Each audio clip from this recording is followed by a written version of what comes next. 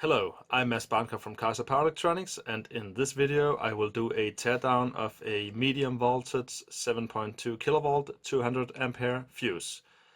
A fuse at this voltage and current is not just a simple fuse as you know it from any electronic equipment, but this really has some interesting engineering that we will take a look at. To get an idea of the size of a fuse like this, here we have a regular 20mm fuse.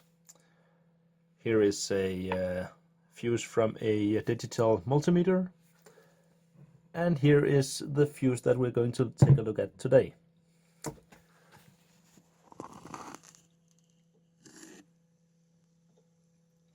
Now that towers up a little bit above the others. So here at the markings we can see that it says NEBB 200 ampere. This is the Norwegian Electric and Brown Bowery, the company name.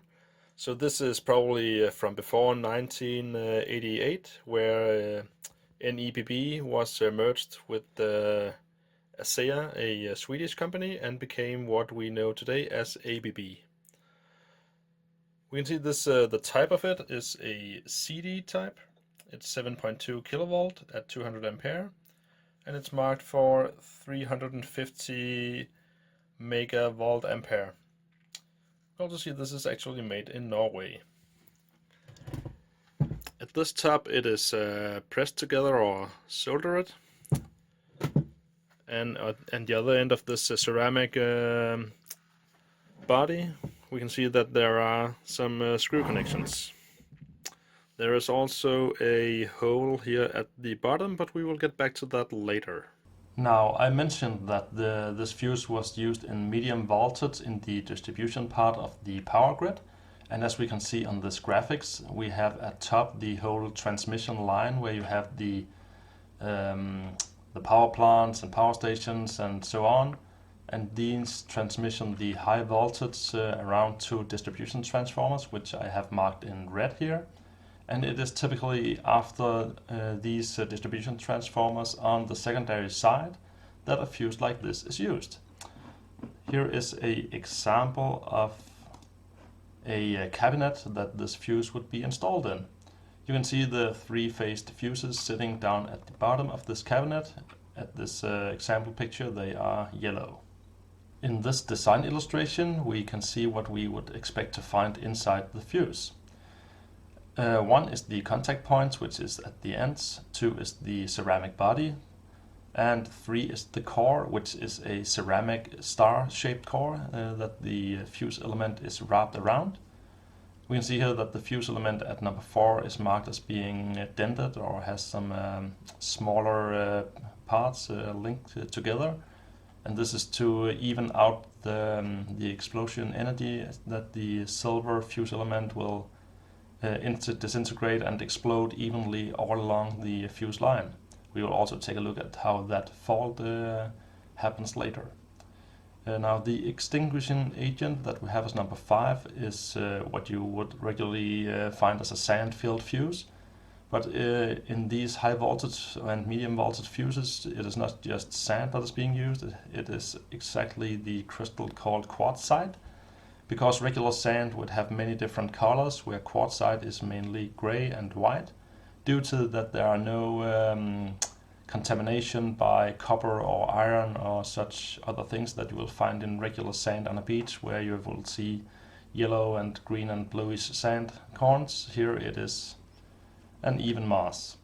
And then we have number 6, which is the striker system. This is also what you can see up on top of the background picture here. What I realized later is that here it is just the holster that is left, that the striker pin and spring and etc. is already gone, because this fuse is already blown. So at the graphic we can see the striker pin would be A and its spring assigned B. Now C is the spring, but D is a small thermal trigger that would normally trigger at above 100 degrees. Then this part would melt and the spring would be released. Now it also has E, which is a overvoltage trigger, which is another long spring going all the way through the fuse on the inside of the base and has nothing electrically to do with the fuse element itself. This is a very thin thread. Now the main fuse element is then wrapped around, and it's really not going to do any triggering of the striker mechanism itself unless it will blow the electrical trip or the high temperature trip when the fuse goes.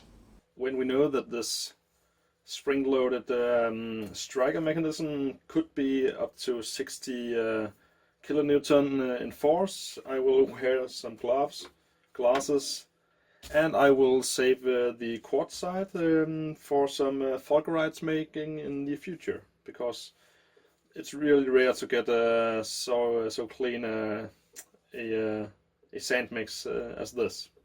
So let's get these screws removed and get the sand out and see what's inside.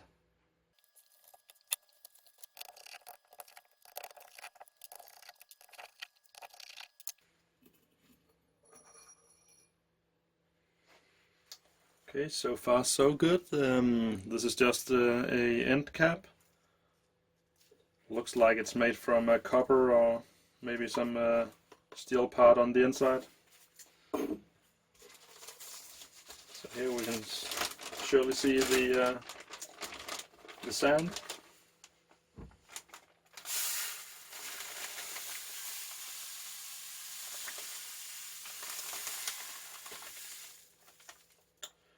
Okay, so there's actually only the small screw holes here to get the sand out from.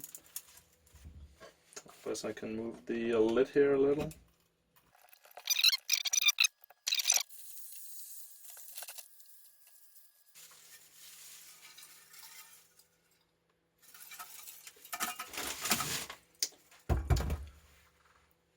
Okay, that certainly sounds like that the fuse have blown, because there's a lot of metal things rattling around in there, and it seems like I have actually been getting some fulgurites. Yeah, here we can see there's a piece of the fuse element. So this fuse is clearly blown. So we can just pry that open.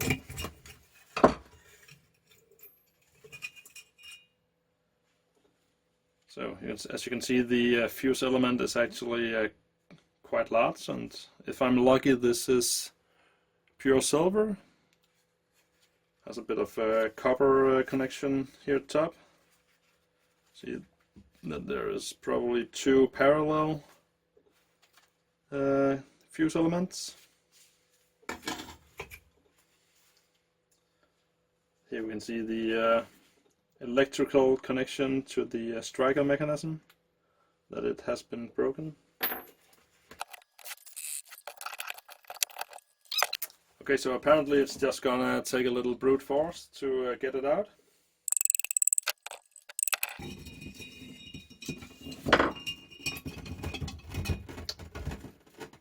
And there the complete assembly goes. There is actually nothing else connecting to the other end of the fuse than this top ring here. That's just pressure mounted around it. But here we can really see how the fuse element has evenly distributed the energy in the fault current. That this whole side has been melted, fulgurites have been made. See, there's absolutely nothing left in here. All the silver has been burned away, so it's now just a mix of burned silver and sand. I'm not sure if that's anything, but at least there's something left.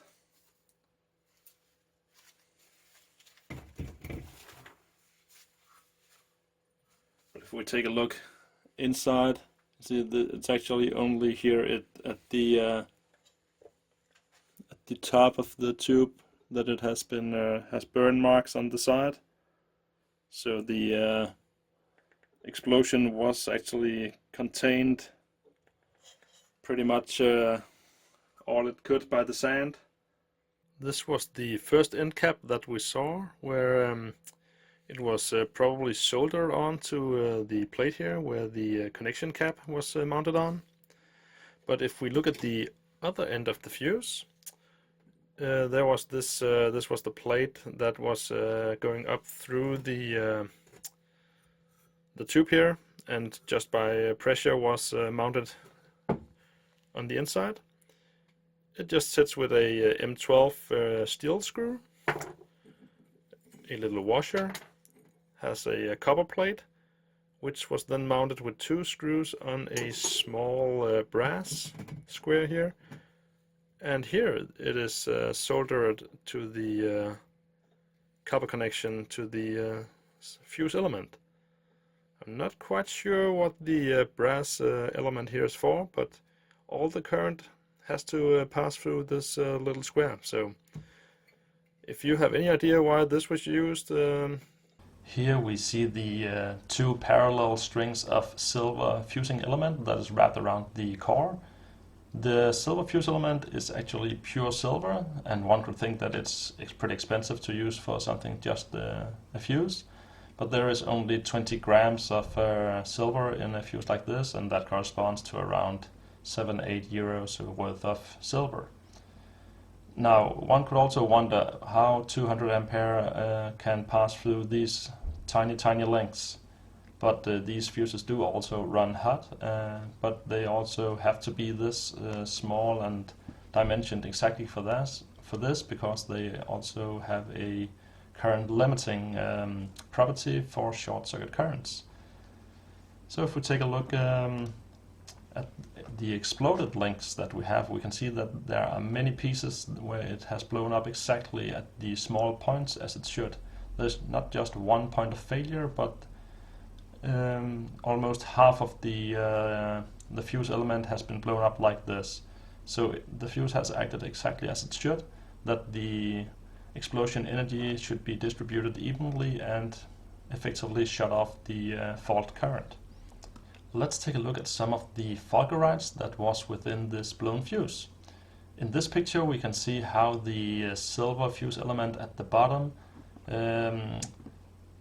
corresponds to the white and silvery stripe and the yellow stripe in the fulgurite.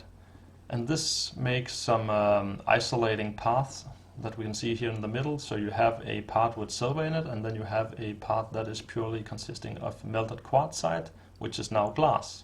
And glass has a perfect insulating property against a arc flash.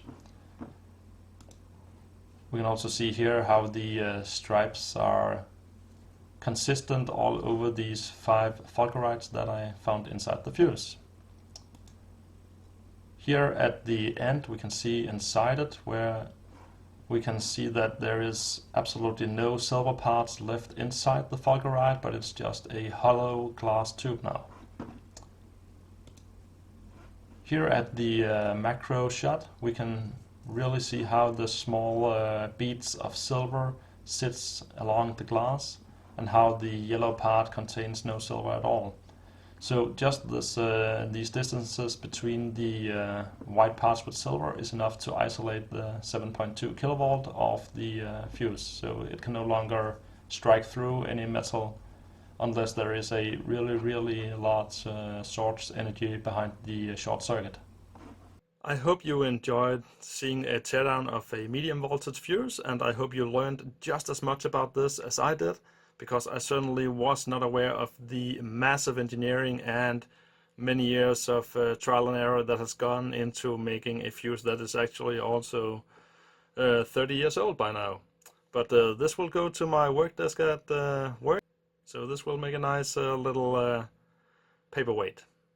So until next time, see ya.